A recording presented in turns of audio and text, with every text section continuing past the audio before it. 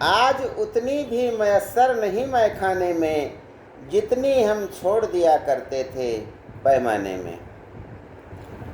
इसका मतलब है, जब हमारे पास धन और शोहरत आती है, चारों ओर हमारी प्रशंसा होती है, तो हम अपने को बहुत बड़ा मान लेते हैं और उस स्थिति को आगे ले ही नहीं जा पाते हैं, क्योंकि हमारे कुछ ऐसे कृत्य हो जाते हैं जिनकी वजह से शीघ्र ही समृद्धि हमको छोड़कर चली जाती है।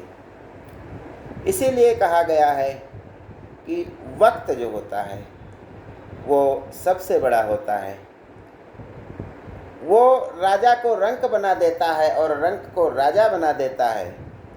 कैसे कैसे ऐसे वैसे हो गए और ऐसे वैसे कैसे कैसे हो गए। यह सब समय का खेल है। बम्बई की सब्जी मंडी में जो सब्जियां आती थी तो उनकी सफाई की जाती थी। अनावश्यक रूप से पत्ते जो होते थे खराब, डंठल होते थे, उनको सब्जी की दुकान लगाने वाले काट करके फेंक देते थे। लेकिन एक महिला थी जो इन पीले फेंके गए पत्तों को, डंठलों को इकट्ठा कर लेती थी और घर ले जाकर उससे सब्जी बनाती थी और उसे खाती थी।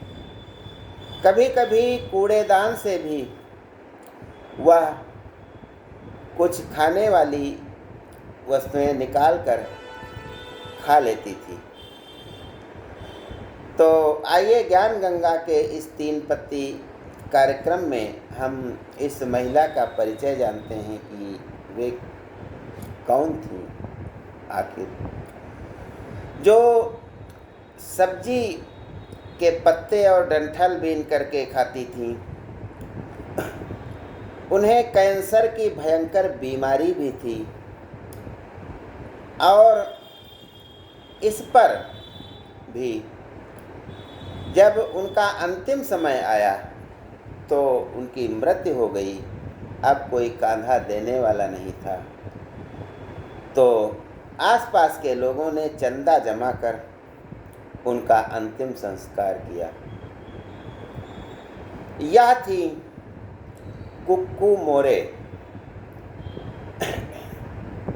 हिंदी सिनेमा की पहली डांसर।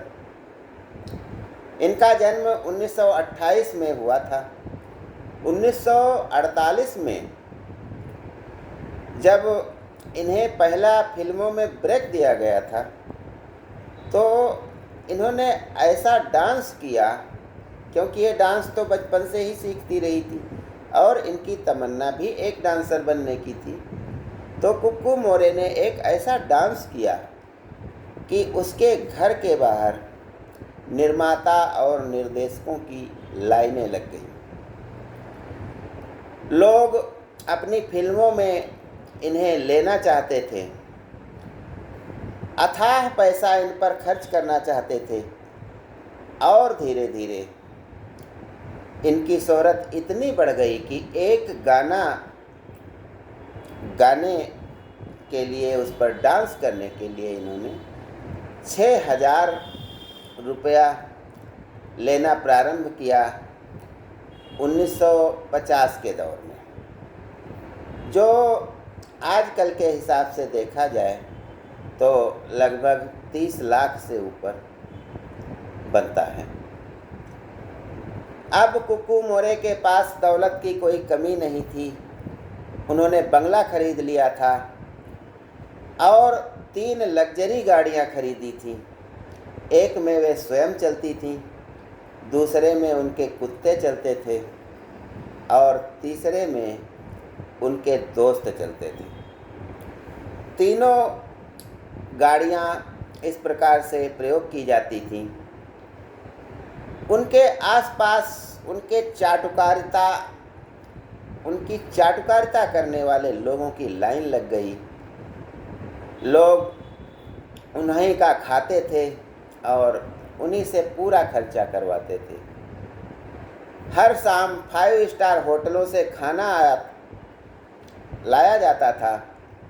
वह खाती थी, उनके दोस्त खाते थे, उनके कुत्ते खाते थे, और जो भी खाना बच जाता था वह फेंक देती थी।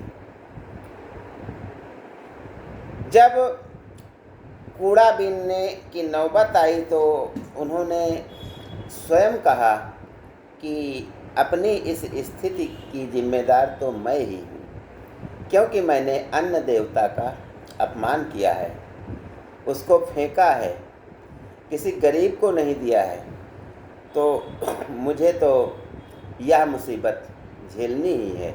यह अपने कर्मों का ही फल है। जब वे अपने करियर के चरम पर थीं तो उन्होंने फिल्मों के महत्वपूर्ण खलनायक प्राण को रोल दिलाया था एक फिल्म में। मशहूर डांसर हेलन को भी उन्होंने रोल दिलाया था, क्योंकि इन्हीं का स्थान आगे जा कर के हेलन लेती हैं। ये इतने अच्छे ढंग से नाचती थीं कि लगता था ये रबड़ की कोई गुड़िया हैं। 1 2 3 आजा मौसम है रंगीन गाना हो, चाहे पतली कमर हो, तिरछी नज़र हो, खिले फूल सी तेरी जवानी, ऐसे गानों पर ये जब थिरकती थी कुक्कू मोरे तो समा बन जाती थी, जिसके कारण लोग इनके पीछे घूमते थे। अब यह जब चरम पर थी, इनके पास 5000 से अधिक जोड़े चप्पल जूते के थे, 6000 से अधिक ड्रेस थी, और ये लग्जरी लाइफ जीती थी। दोस्तों का ख्याल रखती थी,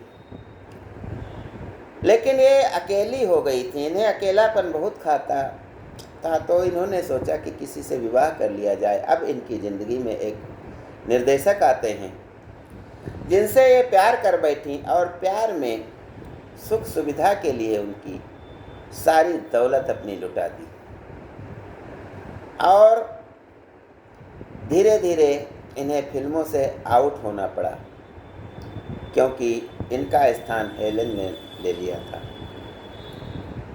अब इन्हें कुछ परेशानी हो गई थी, लेकिन तभी कर चोरी का आरोप लगा और इनकम टैक्स ने डिपार्टमेंट ने इनकी सारी दौलत जब्त कर ली। अब इनके पास कुछ नहीं रह गया था।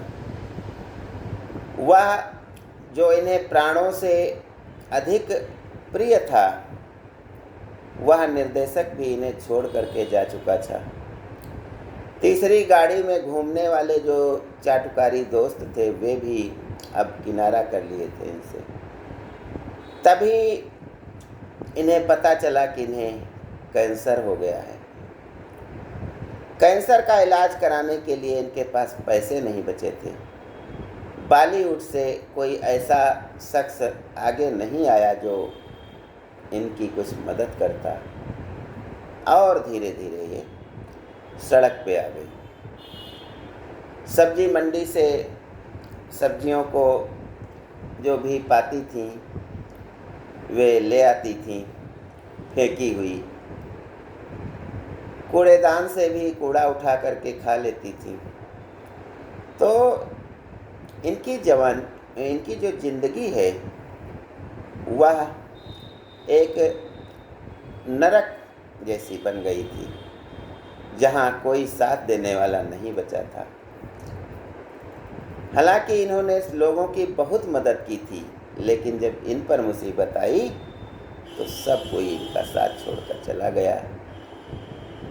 हालत बिगड़ी और एक अस्पताल में इनकी मृत्यु हो जाती है।